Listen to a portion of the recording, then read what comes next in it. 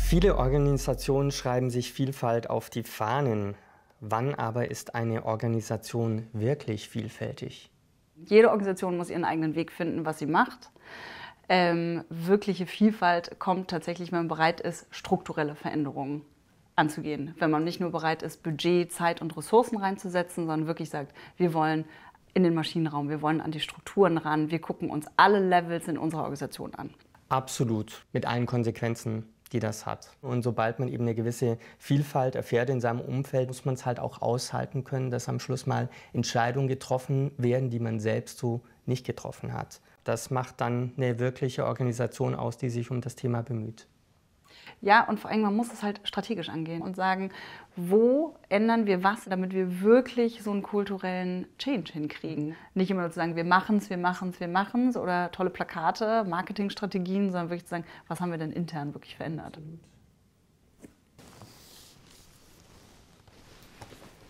Vervollständige diesen Satz. Wer Vielfalt wirklich will, der muss Ressourcen einsetzen. Geld, Zeit, Personal. Muss bereit sein, Privilegien abzugeben. Riesengroßes Thema für uns als Robert-Bosch-Stiftung, merken wir immer wieder. Wir sind unglaublich privilegiert. Wir schließen damit mitunter auch Personen aus, obwohl wir das gar nicht wollen. Und das ist ein großer Auftrag, Barrieren abzubauen, inklusiver zu sein, Macht zu teilen, wenn man wirklich vielfältig werden möchte als Organisation. Ich glaube, ich würde noch vielleicht ergänzen, was wichtig ist, dass man einen ganzheitlichen Blick hat. Man darf eben nicht nur sich Gender angucken oder ethnischer Hintergrund oder Religion oder sexuelle Orientierung oder Alter oder sozialer Hintergrund oder Menschen mit Behinderung, sondern man muss darauf gucken, wie können wir das ganzheitlich betrachten und die jeweiligen Gruppen trotzdem unterstützen.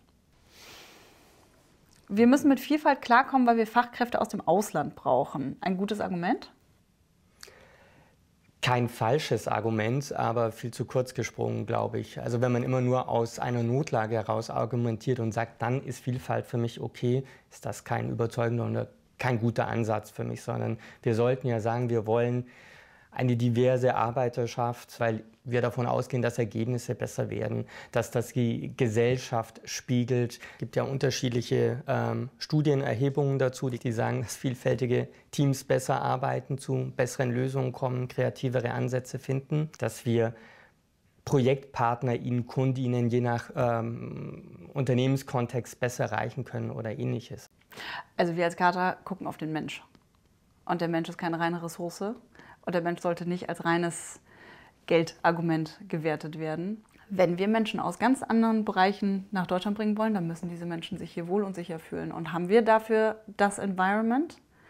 Das ist studienmäßig nicht immer belegt und das ist auch nicht die Realität. Und da müssen wir ran. Wir können nicht nur sagen, wollen wir müssen auch sagen, was haben wir im Angebot. Und an das Angebot müssen wir ran. Naja, und vor allem auch die Frage, nicht nur bekommen wir sie her, sondern können wir sie auch halten. Ja, genau, und fühlen sich Menschen hier wohl.